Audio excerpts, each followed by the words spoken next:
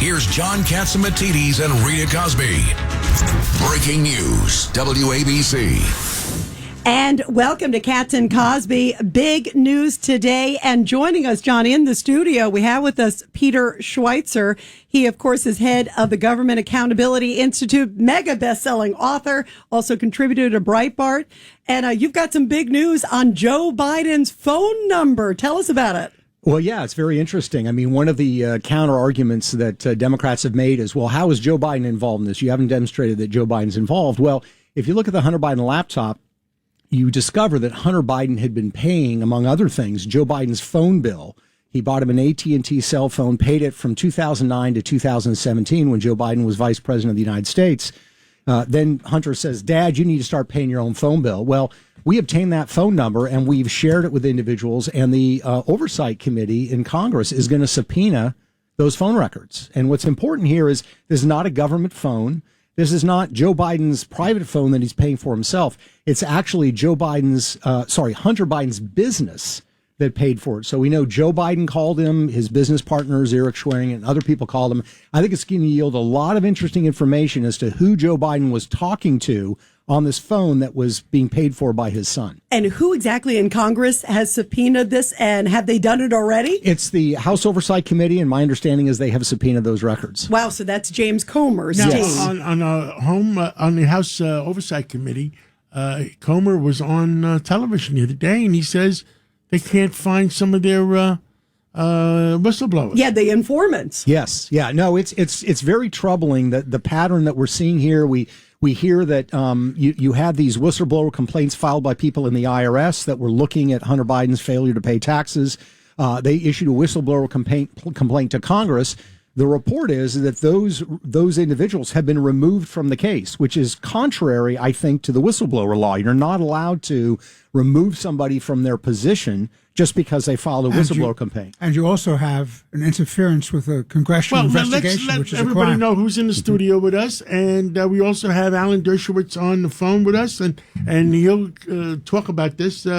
We have Judge Richard Weinberg in the studio, and we have Craig Eaton, 10 years GOP chairman of Brooklyn, in the studio, and we have Alan Dershowitz on the phone, I believe. Alan, are you there?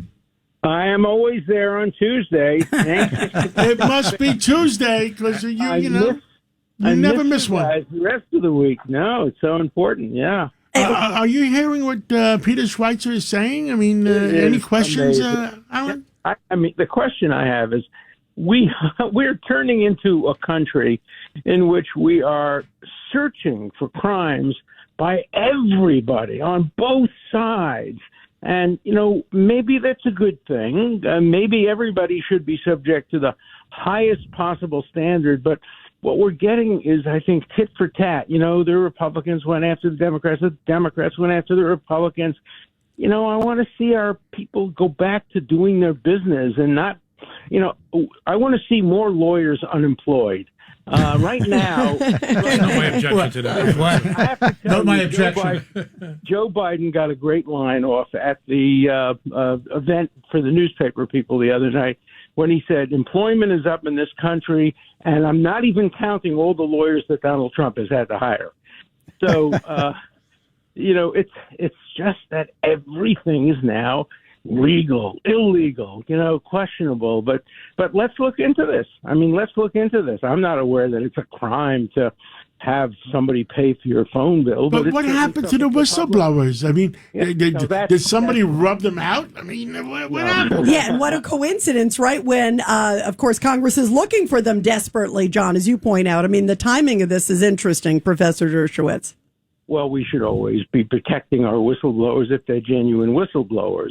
The guy, for example, who leaked the Supreme Court opinion in overruling Roe versus Wade, he was not a genuine whistleblower. He wasn't exposing government corruption. He was being corrupt. He was part of the problem. So we have to distinguish real whistleblowers from, and remember, too, in the Durham report, there were, quote, whistleblowers. There were people who were claiming that they had information that proved that Trump was cooperating with Russia. It turns out it was false. The report turns out to be completely false. So, the difference between real whistleblowers and people who claim the protection of whistleblowers in order to make political points is something that has to be kept very clear. Craig Eaton. Professor, this is Craig. I mean, but isn't it true that we should know whether these were real whistleblowers or not? I mean, they can't just say the whistleblowers are disappeared.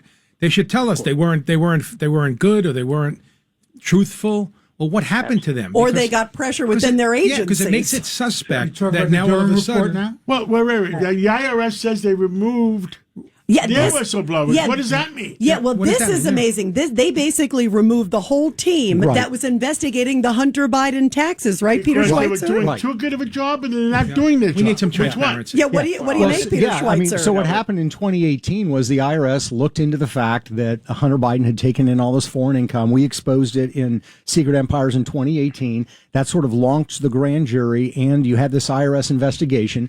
And they basically concluded that Hunter Biden had taken in millions of dollars from foreign sources, had not paid taxes on it.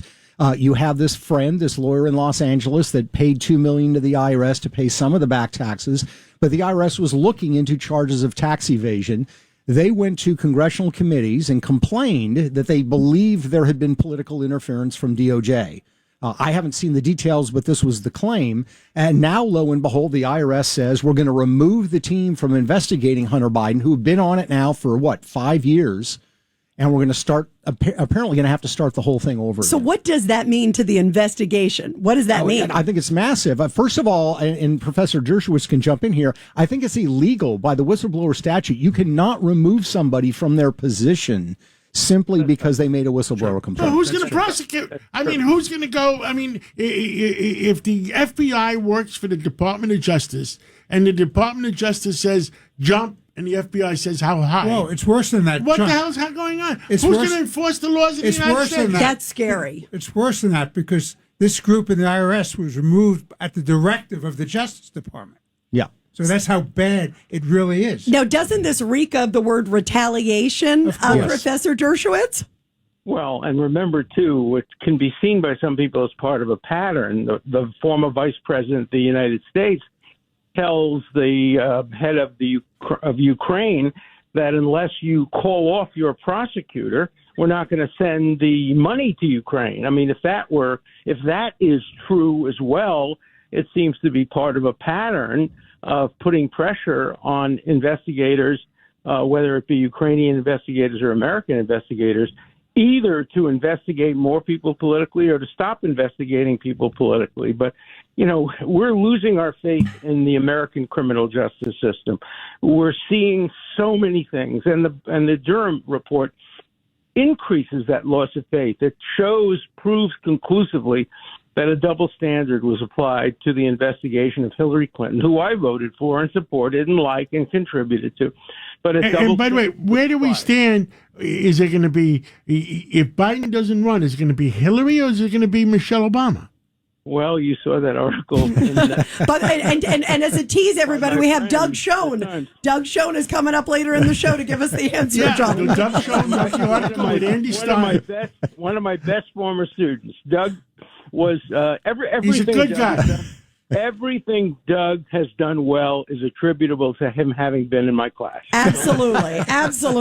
And I'm a big fan. And I thought his article in the Wall Street Journal, along with Andy Stein, was really, really interesting. But I have a theory. I don't think Michelle Obama will run. And if she does, I think her reputation and her numbers will go down as soon as she gets into the fray. Right now, she's above the fray. There are no negatives. But as soon as she takes a position on anything, her numbers will sink. You mean the Princeton Papers issue would come out? Yeah, by the way, Peter Schweizer is saying you've got the Cheshire grin. You Go have ahead. the Princeton Papers, Peter Schweizer? Honestly, part of what I'm thinking of is if Michelle Obama runs, does Barack Obama really want to be Doug Emhoff? Kamala Harris? I mean, does he really want to? Him having been in my class. Absolutely. And I'm a big fan. And I thought his article in the Wall Street Journal, along with Andy Stein, was really, really interesting. But I have a theory. I don't think Michelle Obama will run. And if she does, I think her reputation and her numbers will go down as soon as she gets into the fray. Right now, she's above the fray. There are no negatives. But as soon as she takes a position on anything, her numbers will sink. You mean the Princeton papers issue would come out? Yeah, by the way, Peter Schweizer is saying you've got the Cheshire grin. Go ahead. Princeton papers, Peter Schweizer? Honestly, part of what I'm thinking of is if Michelle Obama runs, does Barack Obama really want to be Doug Emhoff? Kamala Harris? I mean, does he really want to sort of go? I mean, I don't think he does. Seems like they have a good life right now when you watch what they do. I think they do. Big they money. want to come back into politics. Well, of course, the biggest problem is that, the Democrats have to do something about Harris, and they can't just drop her. It will hurt a lot of their base. So they have to come up with, if they're going to substitute, they're going to have to come up with somebody who will be supported by their base, particularly the left base. And so I noticed Hillary Clinton sent out a tweet. I don't see too many tweets from her, but this morning she sent out a tweet. Did you see it, Peter? No, I didn't see it. What did she say? She said Peter Schweizer is going to be in the studio. Oh, no. Didn't he do the book on Clinton Cash? That's what he said. I have to say the Durham report is kind of taking me down memory lane. And there were a lot of things that were going on I didn't realize. The book came out in 2015. And I read the Durham report, and it's my experience is kind of like a duck that looks very calm on the surface, but underneath it's pedaling furiously. I got a call from an FBI agent in the New York office in 2015 saying, hey, interesting book. We're going to kind of look around. I had no idea that they ended up having 3 field offices look at this. And to Professor Dershowitz's point, in the case of Clinton Cash, my book, yes, it's journalism, as they said, in legal sense, it's hearsay, right? I don't have any direct evidence that I participated or saw anything. But at least in my case, it was information that was public record. It was transfer of money. It was, I would argue, a pattern of behavior. It was timing.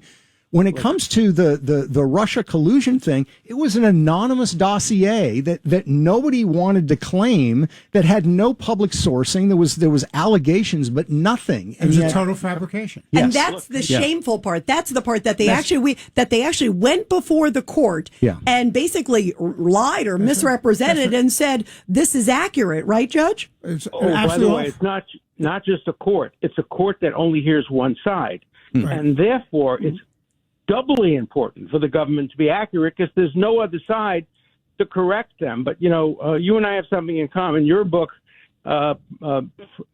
obviously was validated by the Durham report. So was mine, Get Trump. I mean, the whole thesis of Get Trump is that there's been a double standard applied. And the Durham report proves that conclusively. Yeah. There was nothing to support the Russian collusion against Trump, and there was a great deal, according to the report, to support investigating Hillary Clinton about their agreement to go after Trump, he says, in order to cover up her misuse of the computer at home. So this should be the beginning of an investigation. I'm glad that the House is looking into this. I'm glad the House is calling Durham, and I hope this is the beginning, not the end, of a quest for truth. And by the way, Alan, also, we have 1 minute left. Anything you want to tell everybody? What I want to tell everybody is we have to get back to a time when law enforcement is objective and neutral, when people like Bob Morgenthau were the head of the U.S. Attorney's office. And respected by everybody. Yes, and apolitical.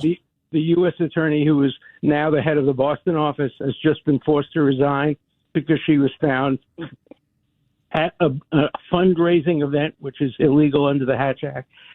So much politicizing of criminal justice is occurring. We just have to get back to a time when people have faith in the justice system. That we've lost it. Yeah, sad, very sad. By the way, everybody, I also want to read, this is, John, this is the tweet that Hillary Clinton put out. She put, if MAGA Republicans force a default, she's talking, of course, about the debt ceiling, the catastrophic consequences for our economy, and she lists it over and over. It is interesting. What are you, Peter? You're smiling. Is she trying to get in the fray Sounds again? Like a candidate.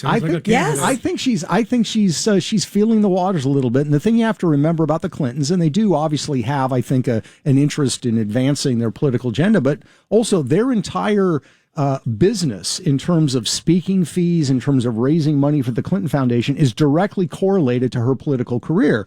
Remember when she lost in 2016, within 2 years, the Clinton Foundation donors were down 75%. Wow. So if they, and Bill's speaking fees are way down. So, I mean, if you want to be relevant, this is the way you become relevant.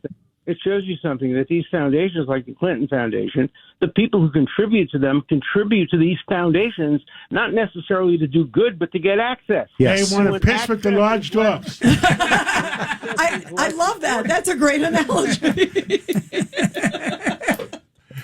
Thank you, Alan Dershowitz. Professor, We're going to thank take you. a break. And Always a pleasure. Alan, we'll talk to you again soon. Let's take that break, and we'll be right back. We're gonna talk with Nicole Jelinas, by the way, about migrants. This is stunning.